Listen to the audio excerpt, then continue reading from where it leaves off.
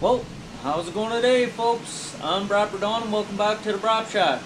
Today we're gonna continue on with the 2009 GTX 550 fan. If you didn't watch the first video, this machine came in with a couple of issues.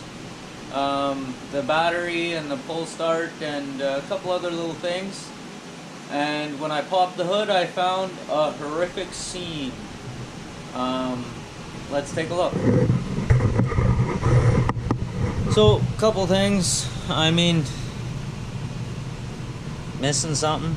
It's got a Bluetooth fucking oil cable, and the oil arm should be over here.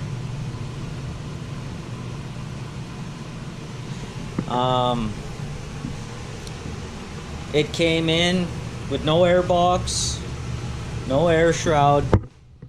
So far piston's getting all the cold air. This piston's barely getting fuck all. Plus it was getting no oil. Had no air box. The carbs were full of ice and snow. Even the oil tank down there at the bottom is broken. That's part of the reason why the sled's all jacked up like it is right now, hanging from the ceiling, is try and keep as much of the oil's weight off of this back corner, have it all sloshed forward, because it's broken. They tried to glue it or something. We're gonna take it out and take a better look. See it dripping there right in front of my finger? But they tried to glue it or something, and I don't know, it didn't fucking work. So we'll see if we can come up with something better, or we gotta replace the oil tank. But we popped cylinder because it had bad compression, and she's blowed up. Previous owner says this is a brand new top end, brand new cylinders, everything, but she blowed up. So we now have a full gasket set, some new wrist pin bearings, pistons, pins, circlips, rings, and a new cylinder. Even though this is a fucking this is a sleeved cylinder, Bombardier won't sell a cylinder, the sleeve. I had to buy the whole cylinder. And fucking, speaking of which, we got to get that cylinder back to the dealer. Yeah. So anyway, we're gonna start by removing everything up top: windshield, gauge pod, just so we got a little easier time seeing what we're doing and whatnot. So I'm gonna set you up, and yeah.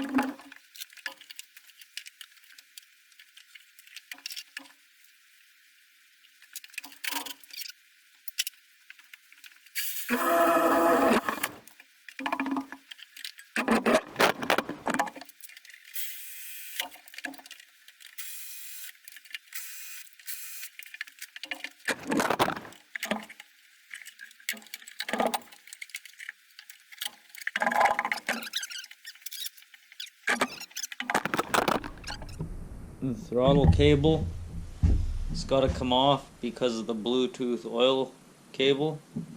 It's a one-piece unit, so it looks like we'll might as well yard that son of a bitch off.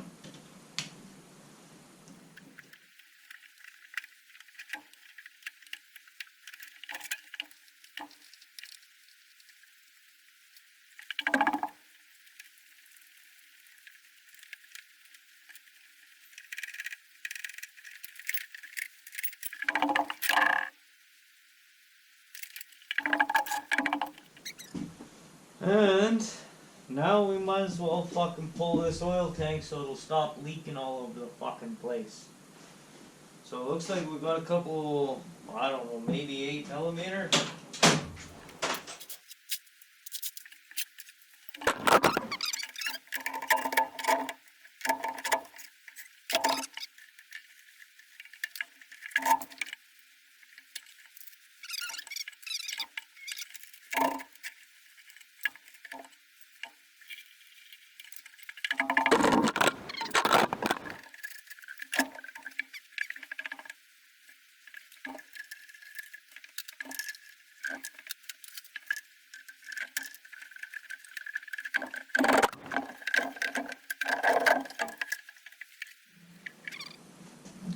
Now you can see how they tried to fix it. It's glued all the way along. It was cracked all the way down to here. Because there was a mount from there to the tunnel, right there, that little loop.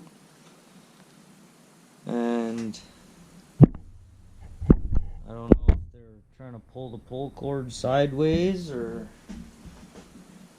what they were doing, but they broke the bottom mount, which broke the tank, and then they tried to fix it, and they did a piss poor, half-assed job of it. And then they slapped the rest of the machine together in 15 minutes, just good enough that it would look like a Skidoo and kind of run. And then they sold it. We could pop the carbs off of there. Or I could go have a coffee. I think I want to go have a coffee. Yeah, I'm gonna go have a coffee. Okay, so I pulled the carbs in the intake boots because I wanted to make sure that they were reusable. If I had to get some, I wanted to order them right away. So I gone ahead and I did that, and I think that was it. Yeah, I think you've seen everything else. So what we gotta do is underneath this little bit of plastic lower shroud that's still here, there's two T30 Torx underneath the exhaust manifold. You gotta get those off. There's also, one there. And there's supposed to be, I think, down there, but there's not. Then we need to pull off the Y pipe, which is 6mm Allen head, and then we can get to disassembling the actual engine. I mean, we could pull the heads off, but there's no point in pulling the heads.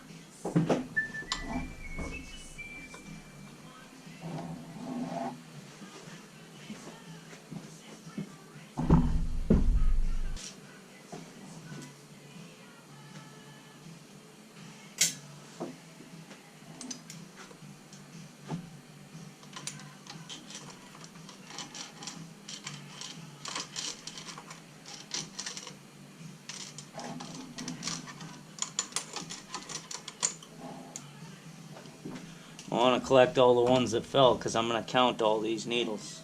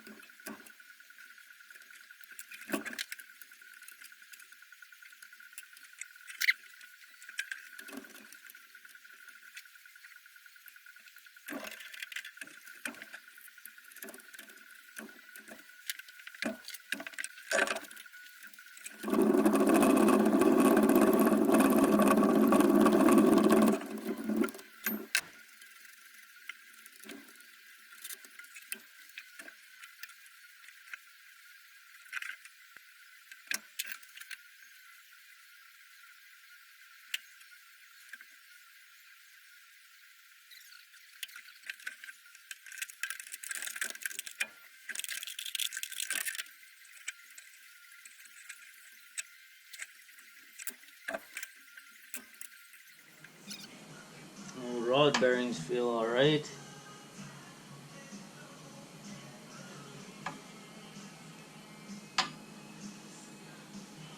Well, I'm gonna count these bearings real quick.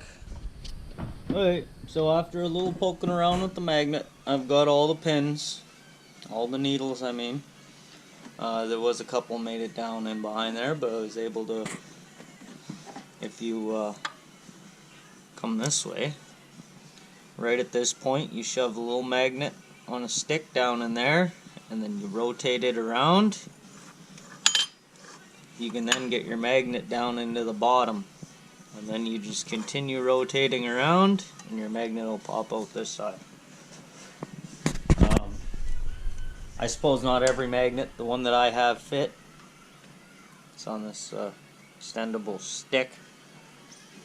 Anyway, I've got them all out, and I'm sure that I've got them all out because I used a little bit of bum cream. I put it on the pin, and I basically packed it. So that's 33, and we have 33 right there. So, that being said, we can move on. So I've gone ahead, I've got all my gaskets all tacked up. So, there's not, the cylinder isn't, she's not pooched by any means, but we're going to rejuvenate the cross hatching a little bit. There's still cross hatching in it, just we're going to rejuvenate it. So, give me a second here while I get set up, and we'll hone this bitch. Okay, so now you can use whatever the hell you feel like to lubricate your hone.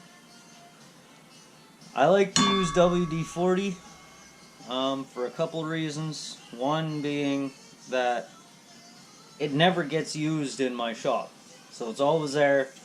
It's always ready to go, but I don't use it for too much. I don't like the lube that I use for honing to be too slippery, otherwise you're not barely doing fuck all in the cylinder. You also don't want it to be too, I don't know what the fuck's the word, non-slippery. Because then, you know, you'll just score the fuck out of it. I find WD-40 works alright. So, give her a whole little squirt there. Also on the hone, on all the paddles.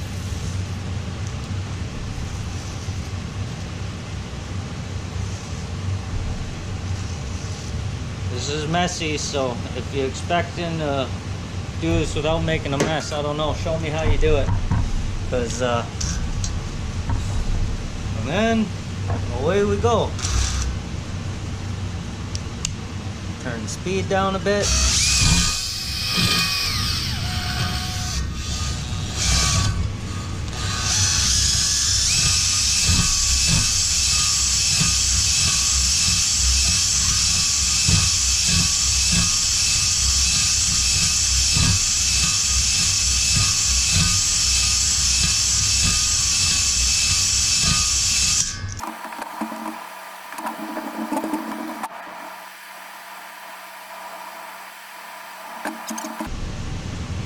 So that's much better. See if I can get you a better look at this.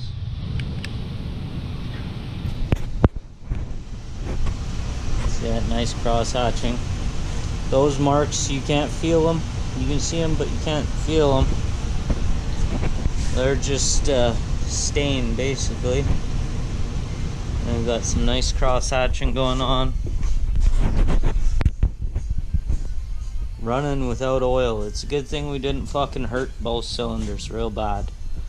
I mean, and it was running without oil. Like I showed you, fucking Bluetooth oil pump cable. There was no oil happening. It's surprising that they were able to even ride this machine. I mean, it wouldn't have been too much longer till this piston went the same way as that one, if that one didn't go. So, and that's also why the wrist pins didn't want to come out. You can even see inside the wrist pin right there where the wrist pin sits. See how it's all scored? It's supposed to get oiled through these holes, eh? There's no oil happening. Well, I'm glad we got all those bearings out. This cylinder going in the garbage. The heads are alright.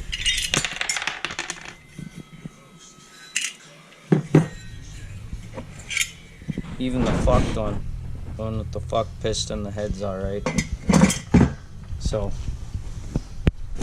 I'm gonna take some solvent, and I'm gonna clean up this cylinder here, and then I'll get you set back up, and we'll pop some pistons and bearings and shit in here, and we'll start slapping her back together.